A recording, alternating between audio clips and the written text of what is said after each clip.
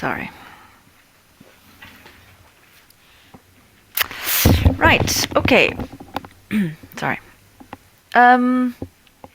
So where were we? Yeah. If everyone's ready.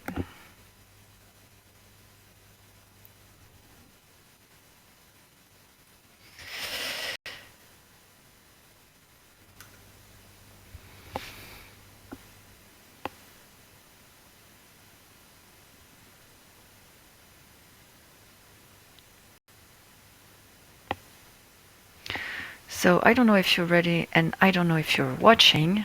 Please give me a sign if you are.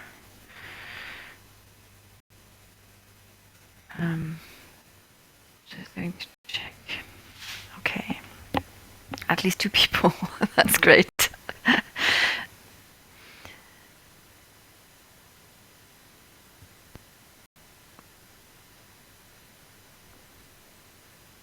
Right. Okay, let's start again. So, I was talking about miscegenation. Now, the word actually appears in the Hays Code. Miscegenation is a term that refers to marriage between a white person and a black person. It's called miscegenation. Literally, it means the mixing of genes. Okay?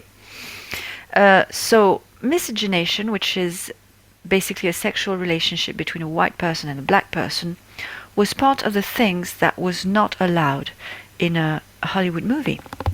Now, you may think it's strange, but it's not that strange, considering that the Hays Code was used during the 40s and the 50s. And let's take a look at the law of the United States. I took this from Wikipedia, which is a very well-informed encyclopedia. These are the 50 U.S. states. In gray, you have the states where no anti-miscegenation laws have ever been passed. Okay, so you have Alaska, Hawaii, Illinois. I'm not going to quote all of them, but the state of New York, New Jersey, etc. So no laws ever about forbidding the union between a white person and a black person.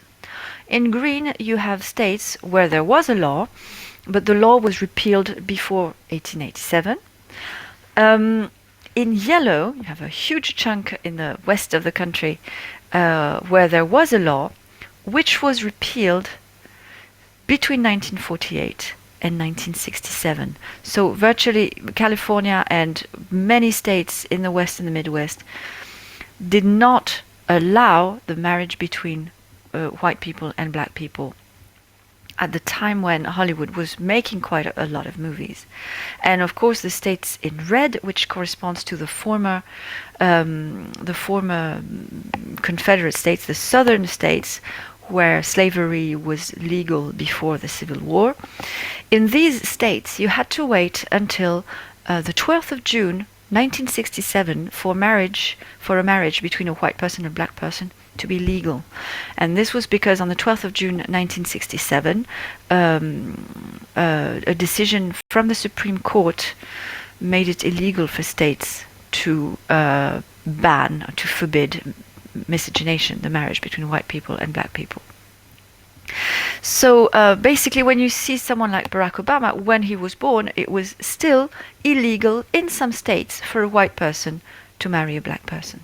Okay, it's very recent in the U.S. history, which meant that in terms of market, if you are making a movie in 1952, where there is a mixed couple between a black and a white person, it means your movie is going to represent something illegal in something like 2/3 of the U.S. states, and you won't be able to sell your movie over there. So because the culture of the United States and the laws of the United States were very conservative in terms of relationship between blacks and whites, Hollywood had to align. So Hollywood in this case has not been a power of change. Hollywood has not been a tool to make interracial relationships more accepted in society. Not at all. And when you look with the hindsight, the Hollywood has changed and is much more progressive, much less conservative today. And you could argue that Hollywood has helped fight discrimination, for example, for gay people by making huge films that were highly popular, featuring gay actors, usually male actors. Such as, I don't know, Philadelphia or Harvey Milk. And in the 90s and the year 2000s, the noughts, it has had this role of, helping progressive ideas in the US society. But historically, it's not true. Historically, classical Hollywood, the golden age of Hollywood, is rather a force of conservatism.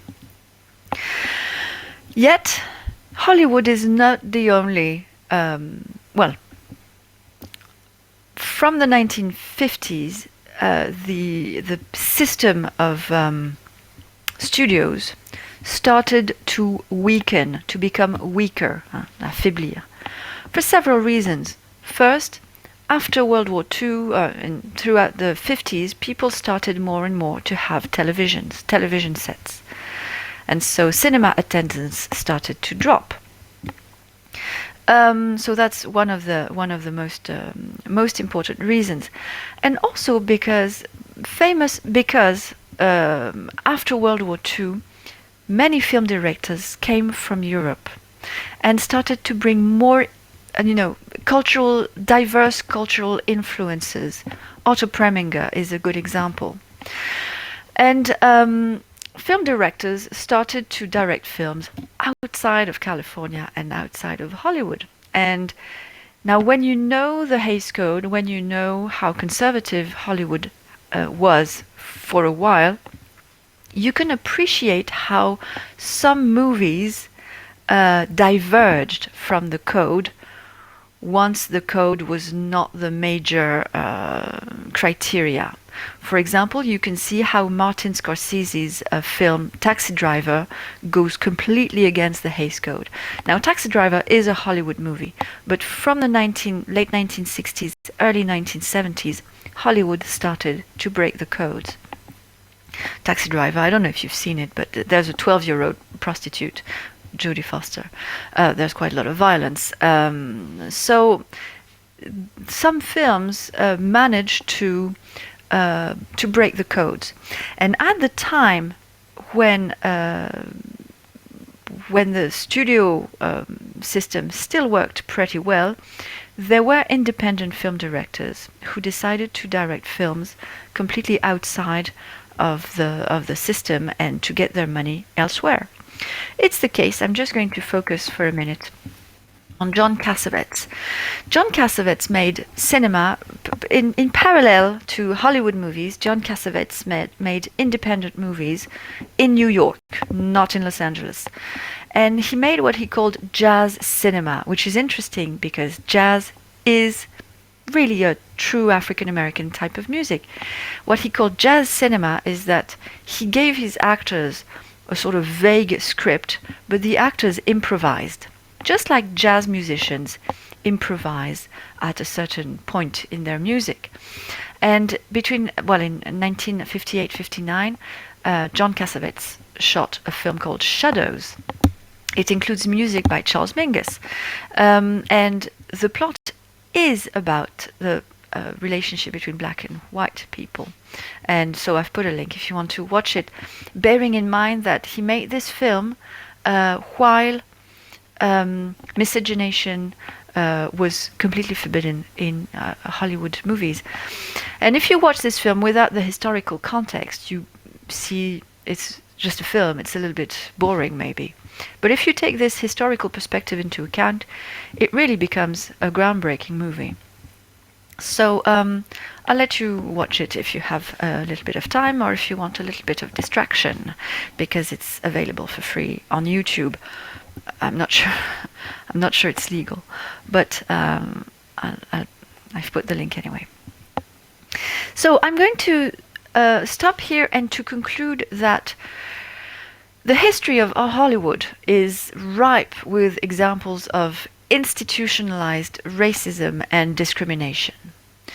And this history is not the only reason why Hollywood has a hard time representing minorities or diversity. But it is one of the factors that counts quite a lot, because Hollywood, even though it's progressive today, Hollywood has been a force of conservatism for almost a century before that. And we should remember it. And of course, it's such a breakthrough when films like Black Panther, for example, are promoted as huge Hollywood movies. You can realize how, you can realize the distance, you can realize the progress that have been made ever since the 1960s, when even jazz players were played by white people. Okay, so this question is crucial, and we have to observe what is going on right now, because Hollywood has kept transforming in the past 30 years, and Hollywood is still transforming today by having more female directors, by having more diversity directors, by giving awards. The Academy Award was given to a foreign film, which is very surprising. For the first time, the Korean film Parasite. So we have to take a look at what's going on with Hollywood, because Hollywood is one of the spearheads, le fer de lance, the spearheads of the United States soft power. The United States can influence the whole world through Hollywood, because Hollywood movies are distributed worldwide. So what happens in Hollywood is in fact important, because it influences the whole world culture.